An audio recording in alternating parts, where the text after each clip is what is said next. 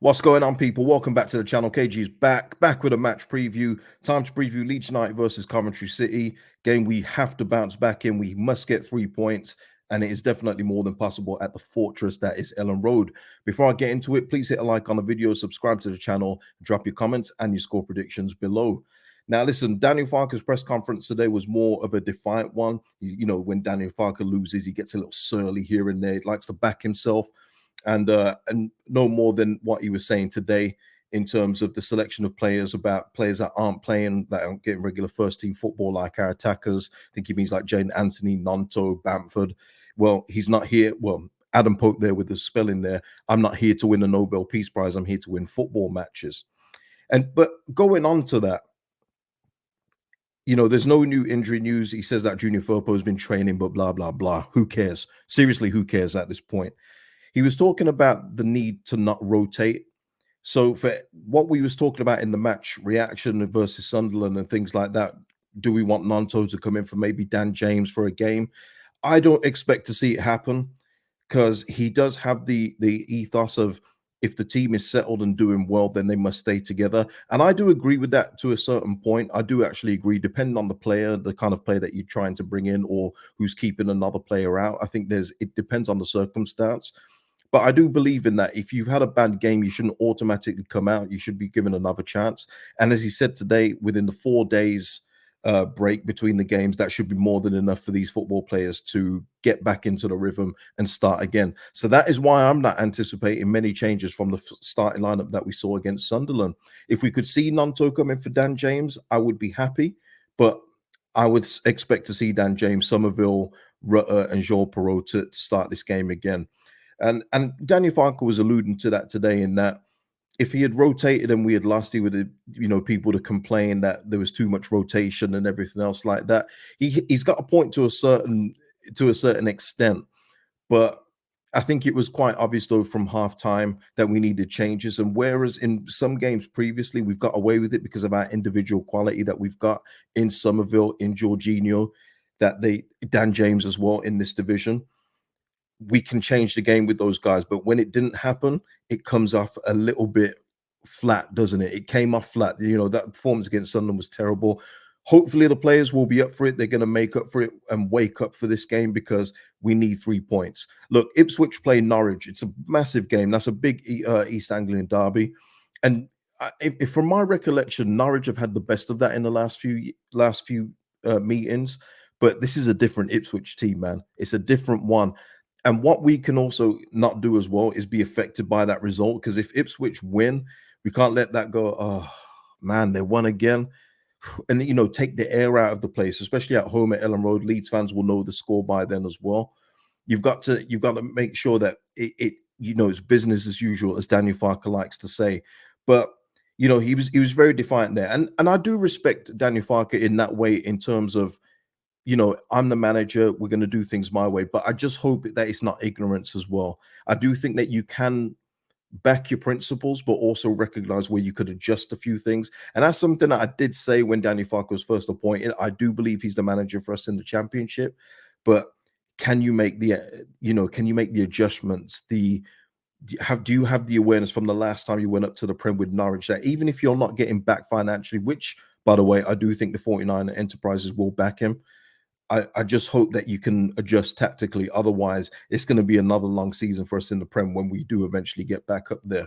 So, yeah, listen, Danny Farke was more of a defiant press conference today, just in terms of who plays. Charlie Cresswell was asked about today. It seems that the journalists keep on asking about players that aren't playing, which is I kind of get it, but it's like, well, can we speak about the players that are playing? He was even asked about Ethan Ampadu's recent form in a very, you know, the journalist worded it very nicely. He said, you know, what do you make of Ampadu's recent performances and things like that? And, you know, he did say that in defensive work, it's been good. Forward passing could be better.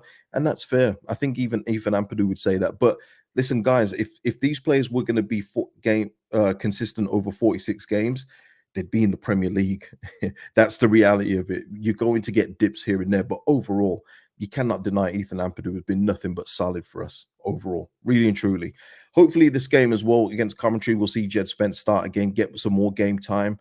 Wouldn't mind seeing him on the right just for more, you know, for familiarity in his role, and just for more comfort. But listen, against this Coventry City team, with no disrespect, I feel like it's going to be another typical Leeds United at Elland Road game where we're going to have a lot of the ball. We're going to be doing the most attacking, and I do think that we will pop off a few goals in this game. There really wasn't a lot else from Daniel Farke's press conference today. If you want to go see it, it is on the Leeds United official channel. Go see it there.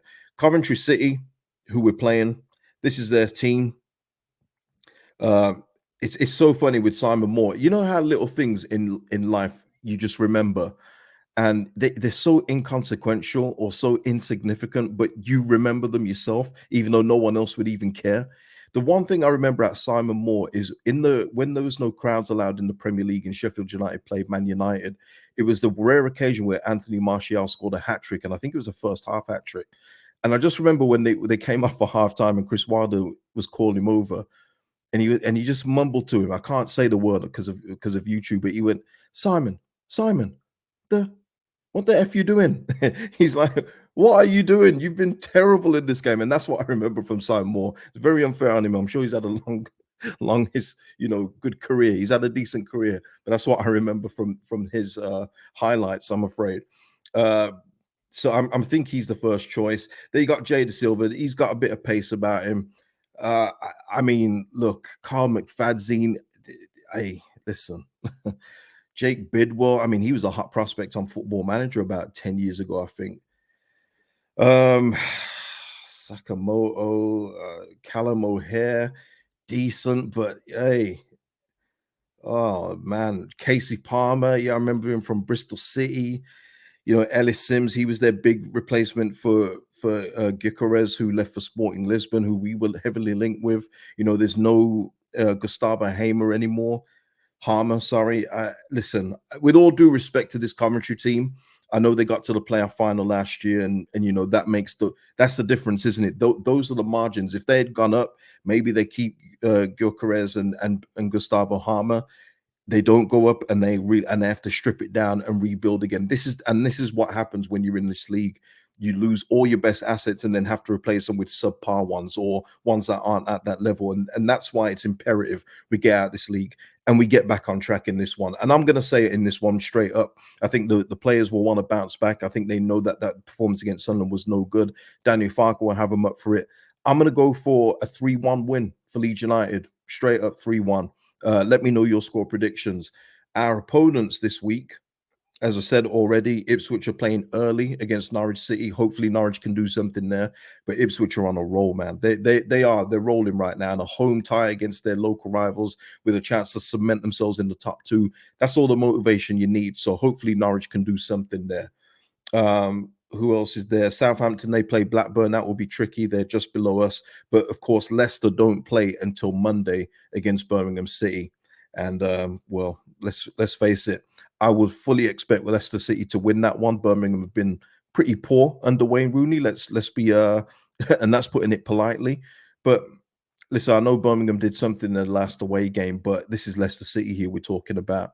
They're just rolling. They're just rolling teams. And look, I think we just need to focus on ourselves at this moment in time until the top two slip up. And until they do, we need to stay on their tails, because otherwise we're going to fall into that playoff pack. I mean, really fall into it and just be a top 6 team, which is no good for us. I don't think it's any good for us. I don't think it does the mentality of the players any good either. We need to stay in touch with these teams. So let's start that with a nice win against Coventry. So listen, people, that is your preview. I know, hey, listen, I know this has pretty much been all business. I went straight in and just hammered it out. But that's what I wanted to do for this preview today. I will be back live after the game against Coventry for the match reaction. Please join me then. Till then, please hit a like on this one. Subscribe if you haven't subscribed. Drop your comments and score prediction below. And I'll see you live tomorrow after the game versus Coventry. Peace out, people.